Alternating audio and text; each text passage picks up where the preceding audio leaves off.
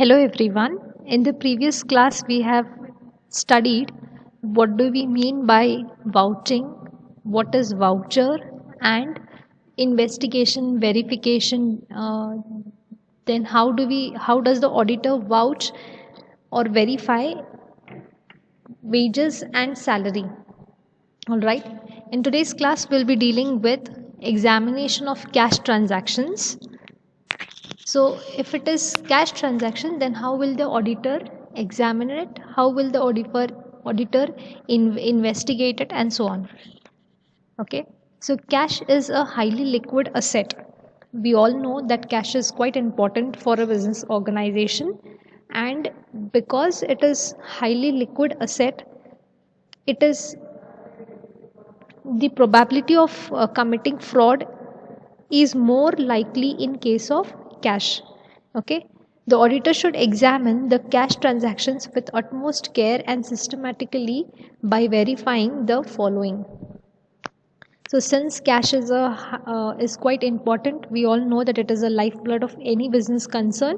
So there is possibility that you have high amount of fraud or error being committed, and that's how the auditor, when he is examining the cash transactions, he should take utmost care so that he verifies it in a systematic manner. He verifies it in a proper manner so that he gets to know what is the exact amount of cash. Now, when he's checking the cash transactions, he must follow certain steps. The first one is he must see that the testing the effectiveness of internal control. Now every organization has different internal control, so he must check whether to what extent he can rely on the internal system, what they have on the internal control system, what the company has. Okay, so he must check, and if the effectiveness of the internal control, he must also see that to what extent he must rely on the internal control system what the client is having. Testing the system of accounting. Okay, he must see that he must have a test being made, he must have a check being made on the accounting system that they have. What is the flow of information in the organization, in the company? Okay, how is the flow of accounting system, how is the information, accounting information being transferred from one person to another? What is the method, what is the system that they have, what is the system that they follow? How are they accountable? How is an individual accountable for the error or any of the fraud being made? This must be checked by the auditor. So testing the system of accounting, he must check what kind of system they have in terms of accounting the transaction. Testing the adherence to standard accounting practices and accounting principles. Now he must see that to what extent they are, that is the client is adhere to the accounting system or accounting policies that they have. Okay, are they following the accounting standards or not? Are they following the standard accounting practices or not? Are they following the accounting principles or not? To what extent they are following those accounting standards, principles? To what extent they are having the financial statements being recorded as per the company law? Are they following it or not? Are they following the books? Are they recording and maintaining the books as per the required standard or not? That must be checked by the auditor. Next, verification of documentary evidence. Now, here the auditor must check each and every documentary evidence, that is, he must cross check the transaction through the documentary evidence that they are having. Now, what can be the documentary evidence?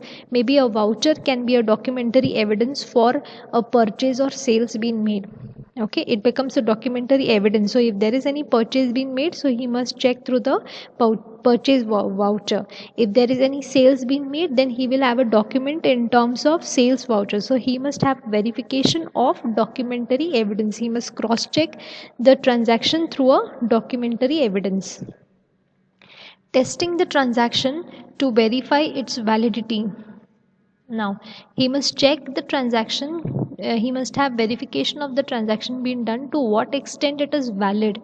Okay, there are certain, now when we study the further things, you will get to know what exactly is this validity, like to what extent he must have the transaction is valid, to what period of to what period the transaction is valid, the agreement is being made. Okay, so he must have testing of transaction being made, and also must check the validity of that particular transaction. Verification of profit and loss account and balance sheet. Now, the auditor must verify the profit and loss account as well as the balance sheet of the client.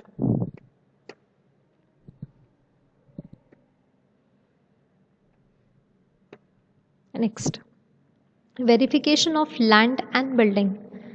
Now, land and building comes in case of fixed asset. All right. So, land is a fixed asset and has an appreciated value. We never find land being having depreciated. We always find land being appreciating. Okay. But when it comes to building, you find a depreciated value.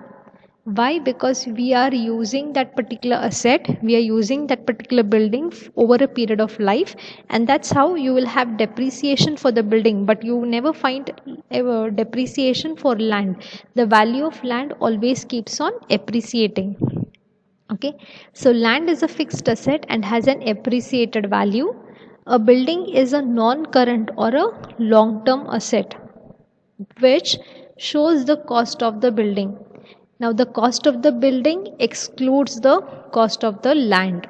Okay, when we are saying the cost of building, only when you are selling that particular building, you include the cost of land. But when you are recording it in the books of accounts, you never record the cost of land. You record differently. That is, the cost of land will be recorded in a different head. I mean, you will cost of land will be differently recorded, and cost of building will be differently recorded. Amount of land will be differently recorded, and amount of building will be differently recorded. So when you are recording the transaction in the books of accounts, you never record building with the cost of land, so it excludes the cost of land. Building will be depreciated over the useful life of the asset. As I already told, the life of the asset will be deducted, and that's how depreciation will be given to the building. Land and building can be further classified into two heads, that is freehold property and leasehold property. Now, what is this freehold property? A property which is free from hold of anybody besides the owner, who enjoys complete ownership, is called freehold property. Now, suppose if you're owning a building, and suppose if it is you are the only owner of that particular building, then that becomes there is nobody else who is the owner of that particular building. You're not under some agreement, or you're not under leasing. You have not owned that particular building on lease basis. Okay, you're completely enjoying the building with your, as you're the owner, you're the only owner of that particular building. You're not, you have purchased that particular building, you're the only owner of the building. You are not having purchased that building on the basis of loan or on the basis of lease. Okay, then that if that is if the building is being purchased on loan and on case of leasing, then that becomes a different case. Here, if you are the only owner, if you are enjoying the right of ownership, complete ownership, then that becomes a freehold property. Now, if it is a freehold property, what is the duty of the auditor? How he should have check been done in case of freehold property? Where freehold property has been purchased, the auditor should examine the title deeds. Example, purchase deed, certificate of registration, the broker's note, the auctioneer's account, etc., to verify the correct position.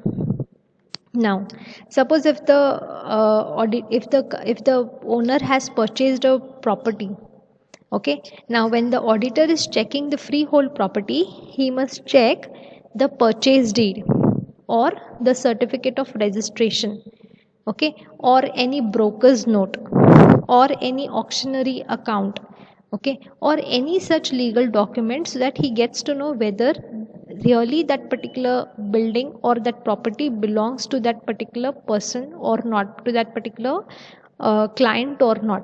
So he must check the position through the above documents. When the property has been mortgaged, the auditor should obtain a certificate from the mortgagee regarding the position of the of title deed and outstanding amount of the loan. Now, suppose if the property has been purchased in terms of mortgage, then in that case, the auditor must check the title deed. Okay, the amount of outstanding amount of loan, okay, to what extent the amount is being paid, to what extent the amount of loan is being paid, how much is the pending amount, how much is the outstanding amount of the loan, on whose name is that particular property. That is, when he gets the certificate of mortgage, he gets to know who are the owners of that particular property, okay, to what extent is the amount of loan being taken, how much is the outstanding amount of loan, what is the amount of loan being paid, and so on. Okay, so he gets to know from the certificate of mortgage. Next, when the property has been acquired in the current year, then the cost may be verified with the help of the bank passbook. Okay, he should vouch all the payments made in this connection. Now, when he has purchased that particular property in that particular current year, in the present year, then in that case he must verify how he has purchased, on what basis, I mean, through what basis has he purchased. That is, has he, if he has paid through the bank, then in that case he will get to know through the bank passbook. That is, what is the amount of money into his bank when he has withdrawn a lump sum amount of money from that particular account. Okay, this is how he get to know, this details he'll get to know from the bank passbook. So he has to check the bank passbook of the clients, that he gets to know what is the amount of money being withdrawn and what is the amount of money into his account, so that he gets to know when is the high amount of more amount of money being withdrawn and where he has used this particular amount. That is, the client where he has used that particular amount. Has, if he has used it in case of purchasing the freehold property, then in that case he must verify what is the amount, on what date has he withdrawn that particular amount. Okay, has he withdrawn through the check or has he withdrawn through the cash, what is it. Okay, so he must check through the bank passbook the entire details. Next, he should see that the property account should be shown in the balance sheet at cost price, including the legal and registration charges less depreciation up to the date. Okay, now we have studied this in different aspects. We have also studied in accounting theory, wherein all the transactions, all the assets must be recorded at the cost price and not at the market price. Now, why we should record it at the cost price? We know the different reasons for it. Okay, so we get to know the actual price incurred, the actual cost incurred on that particular asset. That's how you record it at the cost price, and on that you charge depreciation as well. So if it is a freehold property, the auditor should see that this property is being recorded in the book, in the balance sheet at the cost price, okay, which includes the registration charges, and on this cost there is depreciation being charged, which is deducted from the cost price, wherein that is how we write. If it is building, then we write the amount of the building less depreciation. And how do we calculate the depreciation? On the useful life of the asset. Okay, so he must see that, the auditor must check that the property, the freehold property, is being recorded at the cost price, which includes the registration charges also, and depreciation is also being deducted from the property, from the freehold property, that is at the on the cost price of the asset. He should also see that a separate account for building and land on which it is constructed is maintained. It is necessary because depreciation is provided for building and not for the land, as we already discussed this in the very first point. Okay, when we are recording the transaction in the books of accounts, when we are recording the transaction in the balance sheet, we record the amount of land differently and the amount of building differently. Why? Because both the costs are different. But when we are selling the property, when we are selling the property, that is we are selling the building, we don't only charge the building amount, but we also add the land amount, and then we sell it at a market price. Okay, so that's how when you're recording the transaction in the balance sheet, we record differently. The amount of building will be recorded differently and the amount of land will be recorded differently. Okay, so if the auditor is checking the freehold property, then in that case he must see that land and building are separately being recorded, and wherever necessary there is depreciation being charged on building and not on land, because land is always having an appreciation.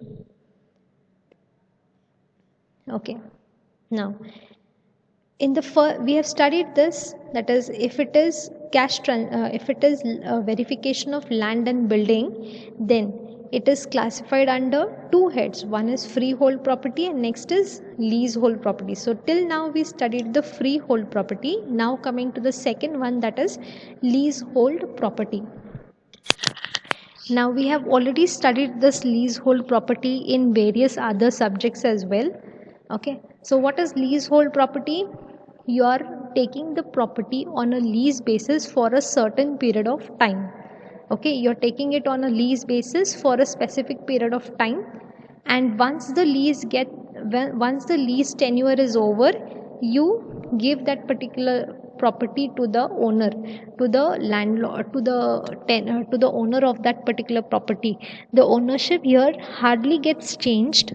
Okay, if it depends on the agreement being made in the lease property. Sometimes if the agreement is like suppose if the owner wants to sell that particular property before the lease agreement gets over, if he wants to sell that particular property, then in that case the client who is having that particular property can, that is the tenant can purchase that particular property and the ownership can be changed.